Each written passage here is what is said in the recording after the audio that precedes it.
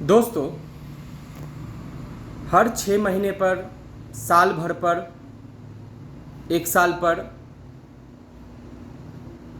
कोई ना कोई एक ऐसा घटना घट जाता है भारत देश में जिससे ऐसा प्रतीत होता है मानो कानून व्यवस्था की धज्जियां उड़ गई। मानो कानून व्यवस्था पर से विश्वास उठता जा रहा है। जिस सरकार को हम चुनते हैं अपनी सुरक्षा के लिए, उस सरकार पर से हमारा विश्वास कम होता जा रहा है। हर एक क्षण ऐसा प्रतीत होता है जैसे हम सुरक्षित नहीं है। अस्पताल में हमारी बच्ची, हमारी बेटियां, हमारी बहनें, हमारी माताएं सुरक्षित नहीं हैं। कानून की पढ़ाई करने वाले जगहों पर, कानूनी कॉलेजों में हमारी बच्चियां, माताएं, बहनें सुरक्षित नहीं हैं। सड़कों पर सुरक्षित नहीं है, बसों में सुरक्षित नहीं है, अपने घरों तक में सुरक्षित नहीं है। अब हम जाएं तो जाएं कहां अपनी बच्चियों, माताओं को लेकर।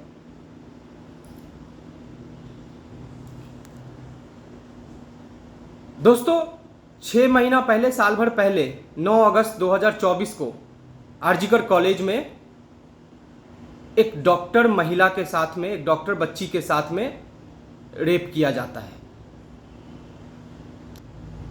उसके बाद उसी बंगाल की धरती पर फिर से कानून की पढ़ाई करने वाली एक बच्ची के साथ बलात्कार की खबर आती है 2-4-10 दिन पहले की। और वो करता कौन है? बंगाल के सरकार का जो यूनियन लीडर होता है कॉलेज में, जो बंगाल के सरकार से अफिलिएटेड होता है, उसके द्वारा वो किया जाता है। शायद उसका नाम मनोनीत मिश्रा या कुछ ऐसा है।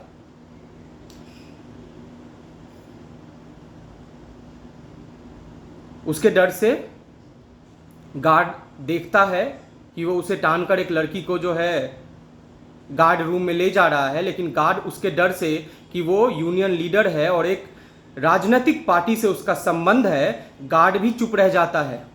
अब भय का स्तर देखिए बंगाल की धरती पर कितना ज्यादा है। दोस्तों, भारत एक ऐसा देश बन चुका है, डबल स्टैंडर्ड्स वाला देश बन चुका है, जहां दिन के समय हम कहते हैं कि हमारी माताएं, बहनें देवियां हैं, उनका चरण स्पर्श करते हैं। हमारी संस्कृति से पूरा संसार सीखता है,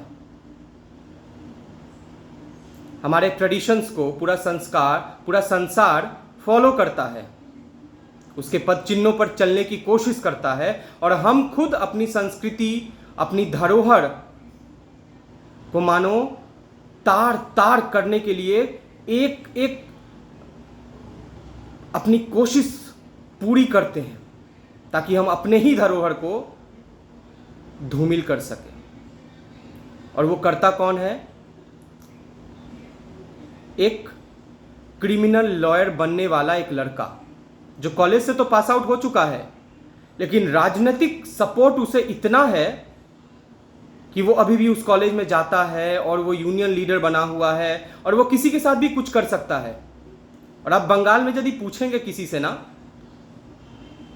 तो यही कहा जाएगा कि बंगाल में गुंडागर्दी तो चरम पर है।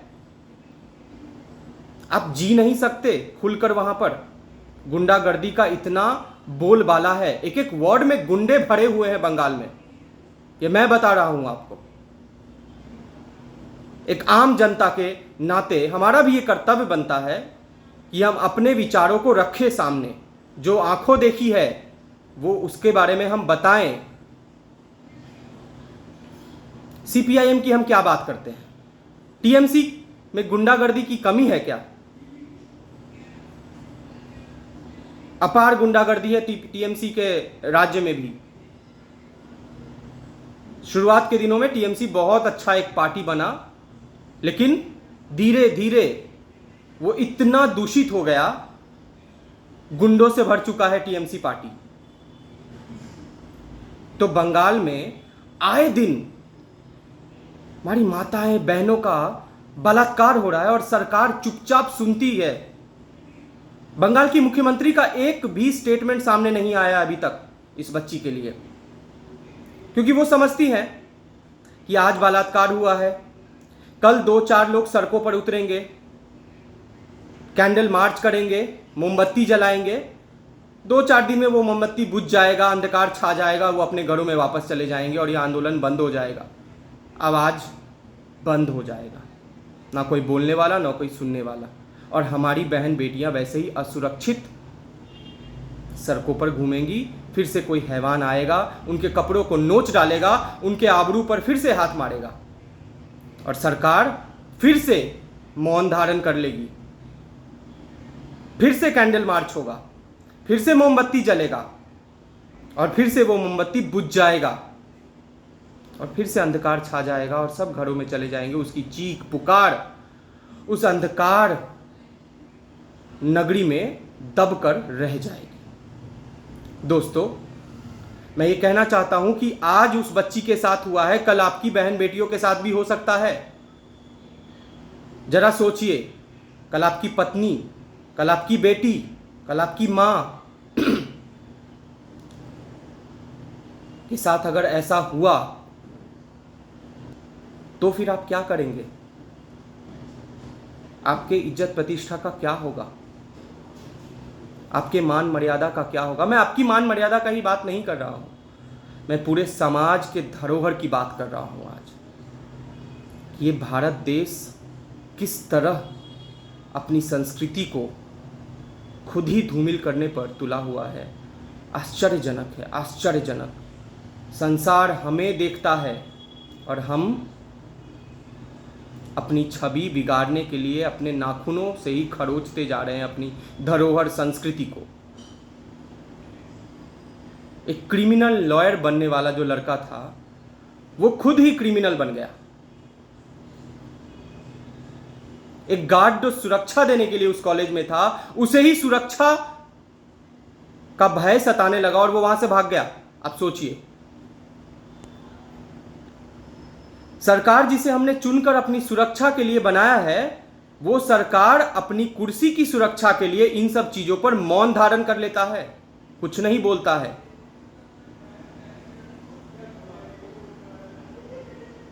ऐसा प्रतीत होता है हम अंधेर नगरी में आ गए हैं। हमारा ना सुनने वाला कोई है, ना बोलने वाला। हम सुनेंगे तो हमारे जीभ को, हम बोलेंगे तो हमारे जीभ को काट दिया जाएगा। अगर हम सुनेंगे तो हमारे कान को नोच लिया जाएगा। अगर हम देखेंगे तो हमारे आंखों को फोड़ दिया जाएगा। ऐसी सरकार, ऐसी सत्ता भारत में आ चुकी है। हम किसे जाकर कहेंगे? वो पुलिस भी तो सरकार की पुलिस ही है।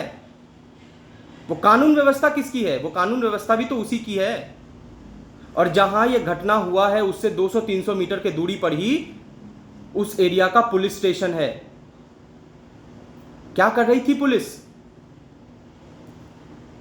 कहां गया था सुरक्षा व्यवस्था? और उसी से 2-3 किलोमीटर के दूरी पर उस एरिया का जो वार्ड मेंबर है उसका ऑफिस है और वहां पर ट्रैफिक पुलिस 24/7 रहती है। लेकिन फिर भी उस बच्ची के चीख को किसी ने नहीं सुना, उस बच्ची के पुकार को किसी ने नहीं सुना, उसके दर्द को किसी ने महसूस तक नहीं किया। और उसके शरीर पर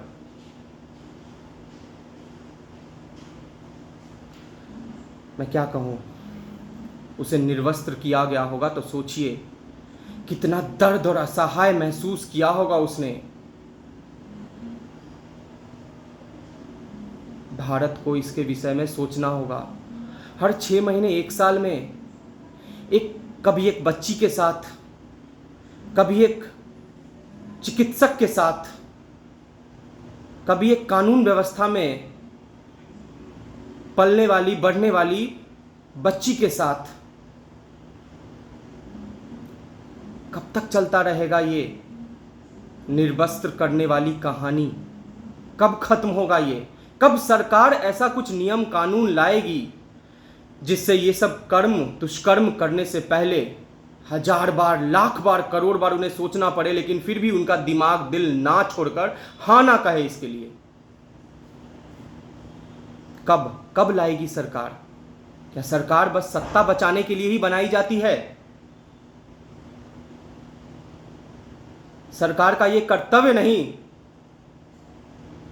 कि वो आम जनता के लिए सुरक्षा व्यवस्था को ठोस और सुदृढ़ करे। उसको बस कुर्सी की पड़ी है।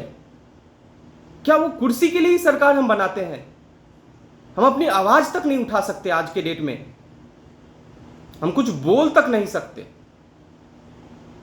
हमारी माताएं बहनें जब बाहर जाती है तो हमें डर मन में बना रहता है कि वो सुरक्षित आएंगी या नहीं। और 24 घंटे तो हम उनके साथ नहीं रह सकते ना, 24 घंटा हम उनके साथ रह नहीं सकते, बहुत सारे काम होते हैं। दोस्तों, मैं एक यूट्यूब चैनल चलाता हूँ, मैं समाचार और इन सब चीज़ों पर बात करता हूँ, लेकिन एक आम जनता के रूप में मैं आज बोल रहा हूँ। मुझे अत्यंत भय हो रहा है, अत्यंत भय हो रहा है कि इस भारत देश में, एक लोकतांत्रिक देश में, ना आवाज़ उठाने की क्षमता बच गई है आम जनता में, ना अपने विचारों को प्रस्तुत करने की, अभिव्यक्त करने की क्षमता रह गई है आम जनता में। अगर हम बोलेंगे तो हमें मार दिया जाएगा और किसी को पता भी नहीं चलेगा, अंदर ही अंदर हमें ख़त्म कर दिया जाएगा। दोस्तों, इस संस्कृति को बचाने के लिए हम सबको साथ आना होगा। और मैं बस इतना ही कहना चाहता हूँ कि माताओं बहनों का जो योगदान है उसे कृपया ध्यान में रखें, और माताओं बहनों के साथ ये घिनौनी हरकत कृपया ना करें, कृपया ना करें। जिस देश में पूरे परिवार के साथ बैठकर अगर एक मूवी देख रहे हैं हम, और उस मूवी में एक किसिंग सीन आ जाए तो हम सब अलग थलग पड़ जाते हैं, हमें वो रूम छोड़कर जाना पड़ता है। उसी देश में रात के समय में हम किसी और की माता बहन के साथ में ऐसा दुष्कर्म कर रहे हैं। ये कहाँ का सोच है जो दिन में इतना पवित्र और रात में इतना हैवान बन जाता है कि आप रह नहीं पाते हैं, किसी के कपड़ों को नोच फेंकते हैं, किसी के इज्जत पर हाथ डाल देते हैं। ये कैसा विचार है? ये कैसा सोच है? जिस देश में अगर एक लड़की अपने भाई बाप से अपने पीरियड्स के बारे में डिस्कस कर ले तो बहुत ही घटिया सोच विचार माना जाता है, उसी देश में रात के समय में हम ये दुष्कर्म करते हैं। ये कैसा देश है भाई? ये कैसा सोच है भाई कि अपनी माता बहन के साथ में हमारा एक विचार है और दूसरी की माता बहन के साथ में, वो भी तो इंसानी है ना भाई, वो भी तो इंसानी है। वो क्या अलग मिट्टी से बने हुए हैं? उनका भी जिस्म है, उनका भी शरीर, उनका भी आबरू, उनका भी इज्जत, उनका भी प्रतिष्ठा, सब आपकी माता और बहन के जैसा ही है। उन्हें भी दर्द उतना ही होता है। कृपया इसे बंद करें, ऐसा ना करें। ये बहुत दर्दनाक है, शर्मनाक है, विभत्स है, ये बहुत विभत्स है, अत्यंत ही विभत्स है ये। इसके विषय में चर्चा करने तक का मन नहीं करता है। सामाजिक स्तर पर मैं चाहता हूँ इसका विचार हो, इसका विमर्श हो, इस पर विचारधाराएं प्रस्तुत की जाएं और सरकार इस पर एक कड़ा से कड़ा, बहुत ही कड़ा निर्णय ले, ताकि ये करने वालों के, जो ये सोचते भी हैं ना, उनका रूह कांप उठे करने से पहले, और वो उनका दिल दिमाग कभी हाँ ना कहे, और वो ये सब कुछ दुष्कर्म कभी ना करे, चाहे दिन हो या रात। माताएं बहनें हमारे लिए देवियाँ थी। हमारी संस्कृति में ये लिखा हुआ है कि वो देवियाँ हैं, वो शक्ति है। उनका चरण स्पर्श करिए, उनके आबरू पर हाथ मत डालिए। धन्यवाद।